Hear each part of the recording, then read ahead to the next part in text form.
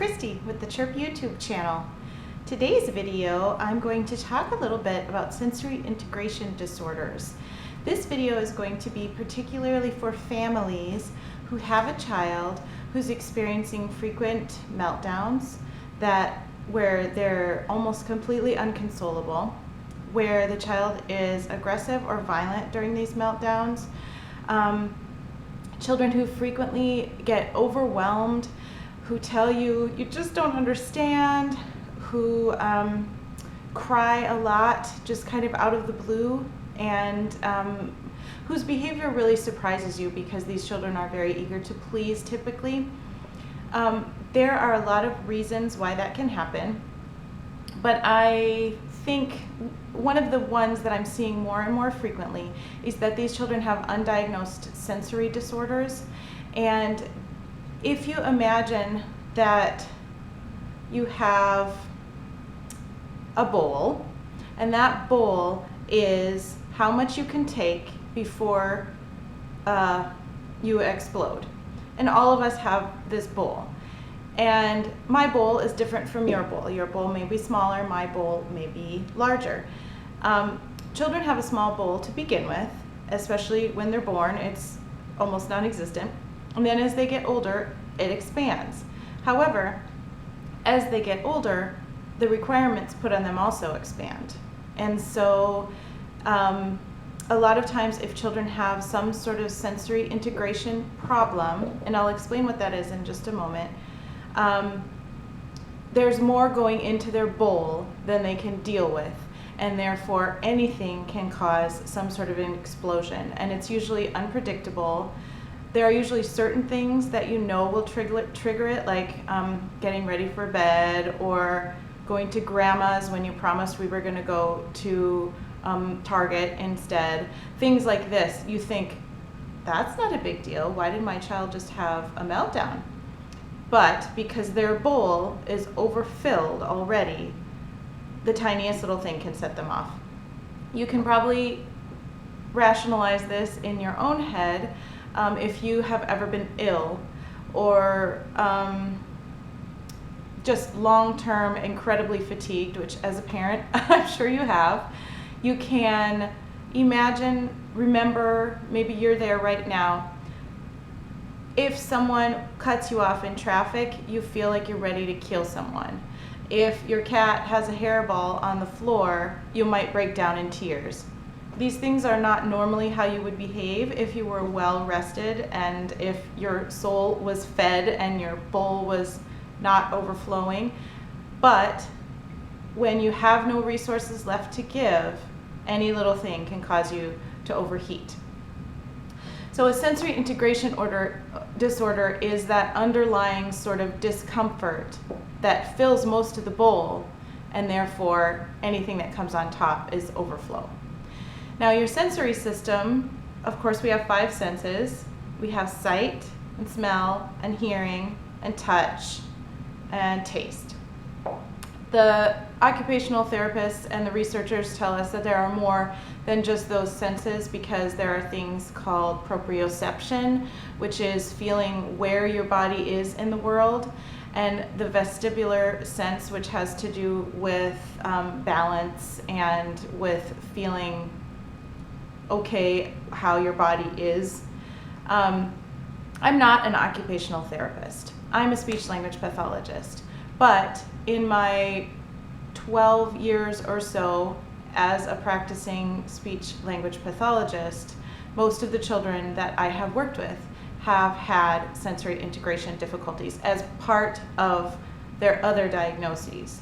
However, I'm seeing more and more children who are having global difficulties. That means their whole self is affected, not just one area, because of an underlying sensory difficulty that's causing them anxiety and that's causing them a lot of meltdowns and inability to function in the world because they're feeling so tense. They're constantly trying to manage themselves. They're constantly trying to figure out, how do I make my way in the world when I'm always uncomfortable? So if you think about your sensory system and those 5 senses, most of the time they work really well together. However, Have you ever had an itch that you just couldn't scratch? Maybe you couldn't reach it, or maybe it just wouldn't go away when you scratched it. Have you ever had a sock that was put on wrong and all day long it irked you and you found it very difficult to focus on anything else that day because that sock was bothering your toes so much? This is the kind of thing that our children with sensory disorders go through all the time. It may not be something identifiable like that. It may be that their body needs more deep pressure than a typical person's body would. It may be that they need to be spun for some reason because their vestibular system is different from everyone else's. There's no way for a child to express these things because he doesn't know that he needs those things yet. So I'm going to talk through some ways that you can assess your child's sensory needs and hopefully help some of those behaviors that are plaguing you and your family.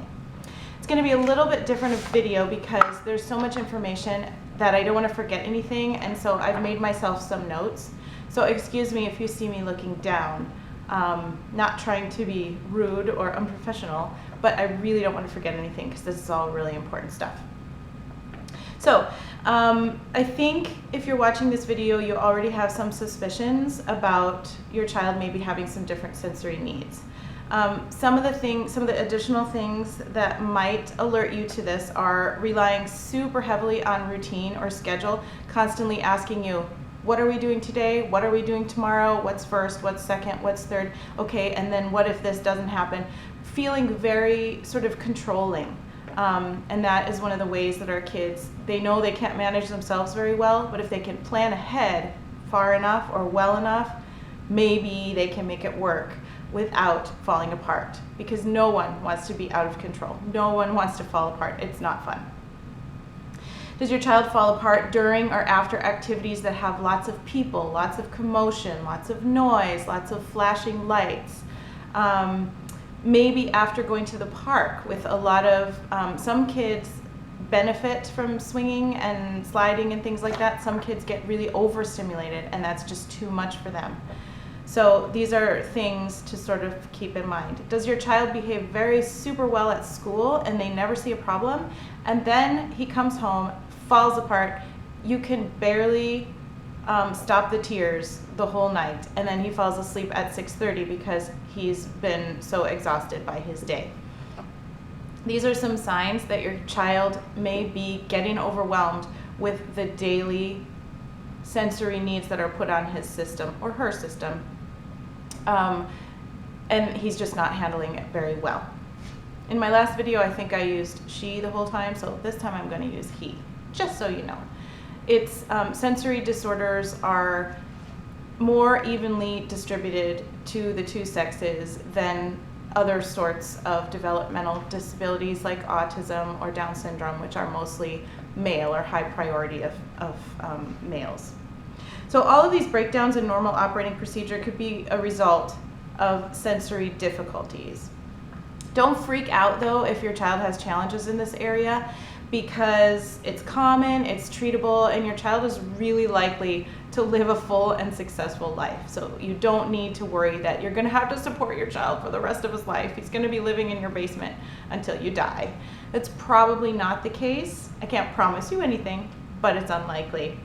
Also, please don't freak out if you really don't like your child very much right now. Not only is that very common with any parenting, but it's extremely common with these children who have a lot of behavior difficulties. Because number one, your other kids don't act like this. What's wrong with this one? And it's very difficult for your child to build relationships or even act like he loves you when he's constantly trying to keep a tight rein on himself and manage himself and figure out how to function in the world. And so if your child's constantly struggling to manage himself, he has nothing left over to build relationships with you. And it's tragic, but it will get better. It can get better. And so I urge you, don't give up. Don't give up on your child and don't give up on your family. And I hope and pray that you will find someone you can talk to, another parent perhaps. Go on a forum if you have no one in your real life who can support and listen to you. I don't think any parent is going to judge you for saying that sometimes you wonder if you should have had children, or sometimes you wish that just this one child maybe hadn't been born at this point in your time, in your life, because every parent has probably been there. And so get some support. Don't try to face this all alone. You can email me, I will listen, whatever you need to do to get some support for yourself. That's very important. Also, don't discount an appointment with an occupational therapist. But please, please, please make sure that it's an occupational therapist who is a specialist in the field of sensory integration disorders. Most of them are not. Most occupational therapists spend their time in rehab or in fine and gross motor development. That's not going to help you when you're dealing with a sensory integration difficulty. Sensory integration is a totally different thing, and occupational therapists are the ones who are the best trained to do it, but not if that's not their specialty. So please make sure that you research and pick a really good one. So I'd like to sort of go through a little plan of how you can assess and then address the issues that you suspect in your child's life might have a sensory component. The behaviors that are really frustrating to you, they all might be connected. They all might have a common root. So here's how we're going to sort of tease that out and see if we can treat it in a way that benefits your whole family. It's a good idea to touch base with the other adults in your child's life. So if your child's in school, you might want to talk to his teacher. If you have a church family, you might want to talk to your church family or your child's Sunday school teacher or whoever it is that he sees regularly and say, hey, we're instituting this new thing. He's having some behavior problems and we think he might have some underlying sensory integration problems. We're going to institute a trampoline break. Every 2 hours, he's going to take 5 minutes. He's just going to jump nonstop on that trampoline. And we're wondering, if we supply the trampoline, can he do that here too? Or, hey, we're doing this, please let us know if you see a difference in his behavior. That's really helpful for his teachers to know, because not only do most teachers already know about sensory integration difficulties, but a lot of the other children in your child's classroom would benefit from the same thing.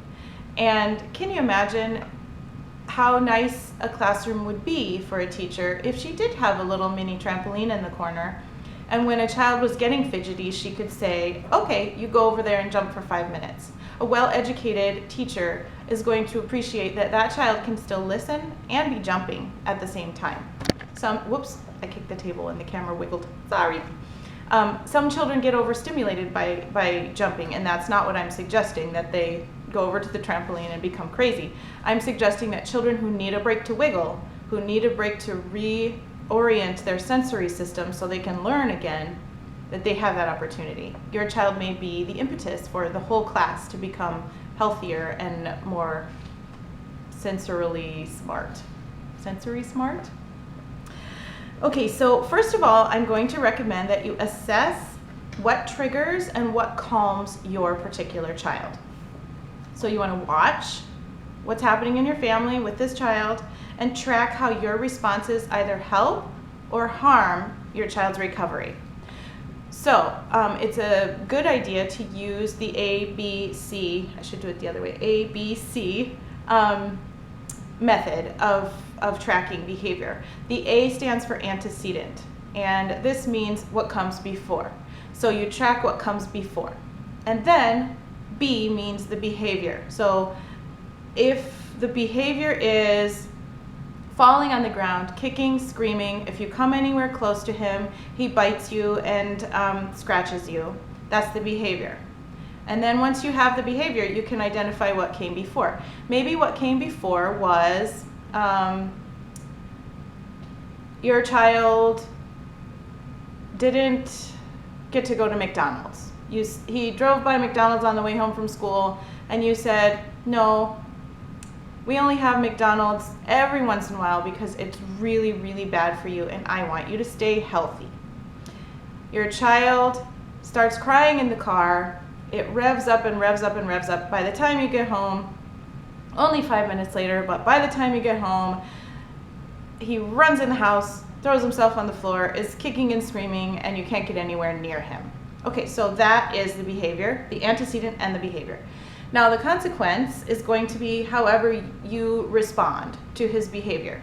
So if normally you start yelling at him, which is a normal human response, I'm not putting guilt on you. If normally you yell and say, "What is wrong with you? Nobody else. Look at your sisters. They're totally fine. They're not upset by this. They like McDonald's too, but they're not freaking out." Or maybe you continue to try to negotiate with him. Okay, well, maybe next week, or if you stop crying right now, tomorrow after school, maybe we'll go to McDonald's. So these are all different responses that you might have. That's the consequence. So over the space of a week or so, track what those are. And I mean actually write them down. I'm going to put a link underneath this video down in the little area underneath before the comments start. I'll put a link to some different resources where you can print out an actual ABC, Antecedent-Behavior-Consequence chart. So you can actually write them down because it's helpful to have a written record. Then you also will know how many times is this actually happening throughout the space of a week or 2 weeks or however long you institute this tracking process. And you can see, is it getting better when we're instituting some of these new things that we're going to try? So that's one thing, that's part of the assessment. And as you're doing that, you can probably see what the triggers are a little bit better. For example, if the triggers are brushing teeth, putting clothes on, going to the bathroom, eating certain foods, you're going to start to sort of see a pattern. And that's very helpful for you to know as well. Okay, the second step is going to be some resources that are going to help you and your child talk together and use the same language about things that are calming and things that are overstimulating or upsetting. So the first one I'm going to suggest is for you. And I highly recommend this book, in fact, for every parent and probably for every person. I wish that this were taught in every preschool, in every kindergarten, first grade class, because the scientific studies are showing that children who learn social emotional health strategies in preschool, they don't learn pre-reading, they don't learn adding and subtracting, they only focus on social emotional health and well-being. Those children are more successful academically. Those children go on to earn more money later in life and have more fulfilling lives, because they have these skills to fall back on. They're also a lot less likely to end up in prison. Most of the people in prison don't have these skills, and that they could never learn how to function in the world, and therefore they learned ways to function that were not very helpful to them in the long term.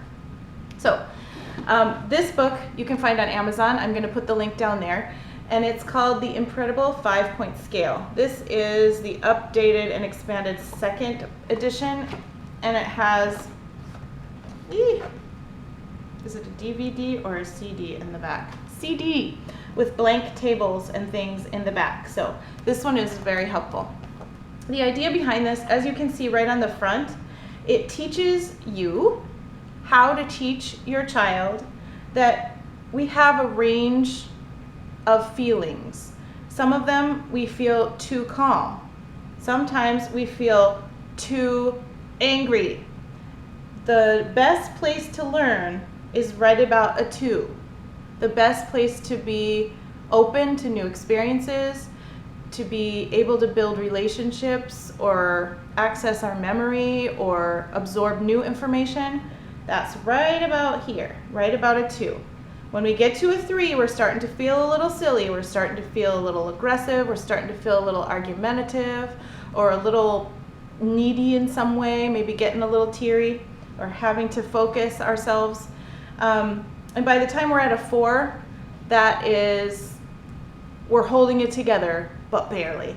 And a 5, we're totally out of control. For me, that's crying.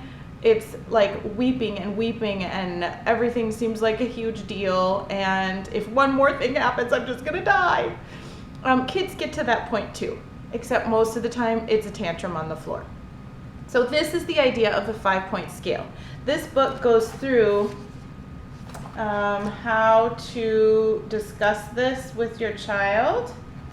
Whoops, I'm gonna find a good one. There's lots of different areas you can use this in, like vocal volume. Okay, skills for very young children.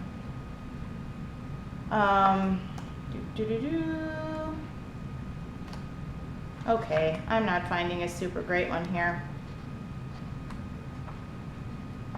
Understanding my feelings. I just love this book so much. All right, that's for voice. Well, it will talk you through everything that you need to know. Oh, this might help. Okay, so this is words. You can also have your children draw pictures, and we'll talk about that in a minute. I have another resource that will help you with that. But this kind of talks you through some of the things that that your child may say to you or may do when feeling any one of these different numbers. This book is mostly for you, but there are resources that you can use when discussing it with your child. So that's the first book I highly recommend. I will put the link below. The second one I highly recommend is this one, When My Worries Get Too Big. This one is just my my work sticker, so it doesn't actually have this on when you buy it on Amazon. This book is illustrated in a way that makes it look like it was illustrated by a kid. It may in fact have been illustrated by a child, I'm not quite sure. But it's fantastic, and it talks about sensory difficulties and the anxiety that comes along with trying to manage those and stay in the helpful zone and not the dangerous, scary zone. And this one's for your child. So it starts, there's a lot of information for you, which is helpful. And then it says, sometimes kids have worries, but they also have things they're really good at. I know the names of all the kids in my class. And so then there's room for you to, it is kind of shiny paper, so you might be able to use one of those pens, those whiteboard pens that you can erase. But usually I recommend that parents or family members, not just parents, make copies and then have the kid draw. And in fact, this is a great activity, a social emotional awareness activity to do with your whole family. So if you have other kids or the adults in the family may choose to use this as well, I think it's fantastic for the whole family to experience this together. Here I am doing my favorite thing. I know flags. When I'm thinking about my favorite things, I am relaxed. That makes me at a 1 or a 2. So this sort of introduces the idea of the 5-point scale to your child. I'm at a 1 or a 2 when I know what's happening. Sometimes I worry too much, like when I first get on the bus and I don't know where to sit. When I worry too much, my worries are at a 4. So it goes through and introduces this. No recess today. Red alert! There's steam coming out his ears. His eyes are weird and his mouth is wavery. And so here's where you talk about what your child does when he is at a 5. You can write words like hit, scream, punch, bite, and then your child can draw a picture too. And make sure to talk about the physical things that you see when your child is getting to a 3. So those are the 3 is where we have to intervene. So those are the things you want to pay attention to. If your child gets a clenched jaw, if your child's fists ball up, if he gets really stiff, if he gets kind of nasty and argumentative, if he gets a certain tone in his voice, those are the things, you probably already know that as a person living with him, then those are the things that you need to be watching for to help him learn when he's over that line, because sometimes kids can't tell. And then it talks about some strategies that this child uses breathing and pushing on legs or rubbing on his legs. That helps a lot of kids. And thinking about his favorite things like his dog. He's a red dog. And so this book is super helpful for you and for your child to go through together. And it does take some time, but it's totally worth it. The third one I'm going to recommend is called A 5 Could Make Me Lose Control. And I don't have that one on hand because I loaned it out to a family that I've been working with. But it's a long chart and it has a pocket for 1, 2, 3, 4, and 5. And then it's got a bunch of little cards that you don't do it all at once. Some of them are illustrations of different activities and some of them are words. So you can use it for younger children and also for older children or adults. So you might take out the picture of brushing teeth and you might say, after you've introduced the idea of the 1 to 5 scale, you might say to your child, how does brushing your teeth make you feel? A lot of kids with sensory disorders, myself included, I hated brushing my teeth. I still try to avoid it. I feel really guilty to admit that on camera and to the world on YouTube, but I really hate to brush my teeth. I do it, I even floss, but I really don't like it and I have to fight it every day. Most of our kids are like that too. There's something about the texture of the toothpaste, the brush on their gums, it's just too difficult and it feels icky and they don't like it. So your child might just say, brushing my teeth in itself, I'm right at a 4. That's all it takes and I'm at a 4. I could go from a 1 to a 4 just because you tell me it's time to brush my teeth. So they put that picture in the pocket of the 4. The 5-point chart is a really good way to help your child become more self-aware, because even though he will probably learn to manage his sensory needs very successfully throughout his life, it is probably something that he will deal with on an ongoing basis. Because I am getting elderly and I still don't like to brush my teeth. So we can imagine that when your child is my age, he probably also still won't like to brush his teeth. But he will probably do it because it's good for his friends and his family if he does. So, okay, we talked about that. You also want to talk to your child a little bit. This is step 3.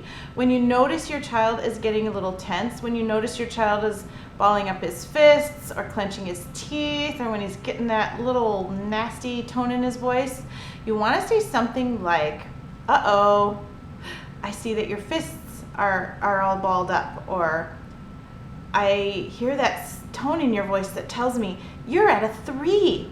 Would you like to swing, or would you like to watch your waterfall video in your bedroom to calm down? Now you're teaching him that he has choices, and you're helping him become more aware of the fact that he has just crossed the line. He is now a 3. This will help him be self-aware in the future because he'll be able to say, look, my hands are in fists and I didn't even know I was at a 3, but I guess I'm at a 3. I better do something to help myself calm down. So he's learning some self-management strategies. And really, you don't want to be the one to manage him. You want him to manage him. So that's a really good way to do it. And that is tip number 3. Tip number 4 is read Understanding Your Child's Sensory Signals. This isn't actually a book that you would just read all the way through. This is a book of information about what underlying need your child might be trying to meet when doing certain sensory things. So for example, I'm going to look at, let's see, how about dislikes the feel of metal? This is a strange one, but actually it applies to me, so I can give you a little more information. So if your child dislikes the feel of metal, this is probably due to tactile defensiveness or over-registration, and possibly auditory defensiveness. The feel of metal may be noxious and painful to the child's nervous system. The high-pitched sound that often goes along with touching metal surfaces can also be a factor. And then it gives you, and I just have to tell you, I don't like how metal feels because it's kind of scratchy and it's gross. I don't like how it sounds, but the thing that bothers me most is the smell. I don't like how metal smells. I don't like how I smell after I touch metal. Like if I carry coins or if I have keys, I try to carry them by the fob because I don't like how the metal of the key smells. It just disgusts me. And I'm sure I'm not the only one. Obviously not, it's in the book. Okay, so if it's the sound factor, you might try earplugs or something if the kid has to work with metal. If it's how it feels, offer frequent and regular opportunities with tactile play to help with tactile system processing. So basically it's telling you, all right, we got to help the kid get over this, so offer lots of opportunities to play with metal stuff and do it in short stints, but make them a little bit longer. So you might try jacks, you might try playing with coins and using dump trucks and dump trucks themselves are often made out of metal. If you can get metal toys that are fun and attractive, that might help. So the very first thing though that it says, which I really respect, is respect this feeling and honor it as real. It is truly uncomfortable and painful for the child. So the idea of the book is not, your kid's crazy, just make him do it more and he'll be fine. That's not what it means. It's talking about the fact that we do have to try to get over as many of these things as we can in order to be better suited to the world we live in. But there are some things which are going to remain uncomfortable, and that's okay. We can probably get along in life okay, still not liking those things because we're all a little bit quirky. So this book is fantastic. It talks about everything from disliking the feeling of metal to walking on their toes, drooling a lot, mood changes quickly and unexpectedly, which we're kind of dealing with this in this video, bites a lot of different things, doesn't like getting their fingernails and toenails trimmed. It may seem like a tiny little book, but it has practical advice for a lot of very strange sensory things that can happen in your child. And it doesn't have a huge amount of calming strategies in it, but it has a lot of coping strategies, and that's really important. If you're looking for calming strategies, which you will need to because we're trying to prevent meltdowns, I'm going to put a lot of links down below to different sensory websites that give you ideas for if your child is running into walls a lot and like just crashing into the wall. Here are some different strategies. Like most of the time that's a need for deep pressure. So you can squeeze your child. You can get one of those body socks that will help give that feedback that your child needs. If your child is spinning or wrapping himself up in the drapes and spinning, you need to find a way that your child can spin. And so I'll put a lot more information down there about that. And I'm going to make more videos about each one of those needs in general. Specifically, because this video is just mostly the process for sort of putting this to place in your family. And I know you need more information, but I can only do so many videos so quickly. So just be on the lookout for that when it comes out. So now that you are understanding your child's sensory signals a little bit better, you're understanding what is alerting and what is offensive and what is calming for your child a little bit better, now is the time when you're going to put into place regular calming activities spread evenly throughout your child's day. So definitely you want to do something in the morning, the afternoon, and the evening. I have eye allergies anyway, but I think an eyelash just went in there. Wowee! So we're looking at maybe 15 to 30 minutes of an activity that's extremely calming for your child, and that meets whatever sensory need it is that your child has that is outside the range of typical. So for example, if your child is one that you've discovered needs a lot of that deep squeezing sort of pressure, if you squeeze your child super deep and you just feel him melting, that's a need for deep pressure. There are lots of different ways that you can do that. You could get a squeeze machine. Most of the time they're super expensive, like $700-800. You can get one of those body socks that I just mentioned that are $40 on Amazon. I'll put the link down below as well. You can have your child you can get heavy blankets and weighted vests. There are a whole bunch of other ideas for sensory deep pressure input, and a lot of those links that I put below will give you some more ideas on that. And when I have some product reviews for you, I will also put those on this channel. But you want to do this for 15 to 30 minutes more than one time a day. The idea is that if you spend your day without sitting down and eating a good solid meal at any point, you'll just be grazing all day long, but you will never feel full. You will never feel as if you are operating at maximum. And that's how it is for a lot of our kids who need more sensory input than they're getting. They're just grazing a little bit from the sensory buffet all day long, but they're never getting a good solid meal. So we want to give them at least 3 good meals a day of solid sensory time where they're getting exactly what they need. So that's the idea behind this calming sensory activities spread throughout the day. This is also known in the professional world as a sensory diet. It doesn't have anything to do with food. It just has to do with these experiences that are inputting sensory stuff into your kid, spread throughout the normal day. So that's number 5. And I also want to say at this point that I highly recommend ambient music, ambient nature videos, and any other sort of calming music that your child enjoys. Music and visuals, especially nature and green nature especially, it does something amazing in our brain, and it really lowers stress hormones like cortisol and adrenaline. And a lot of times our kids are imbalanced in those areas. So my favorite are the ones that have a lot of forest, or the ones that have a lot of water. And water, of course, makes a really soothing auditory sound as well. So it might even be a good idea to institute an after dinner calm down time for the whole family. So everyone just goes into their own space in the house, closes the doors, and does their one thing that helps them feel calm. I like to, in the winter anyway, I put on an ambient fire DVD. I live in the Arizona desert, so I don't need to light a fire, but I put on my fake fire and I sit by it with my tea or my hot cocoa, and I feel very calm. And I feel like I need that after a long day.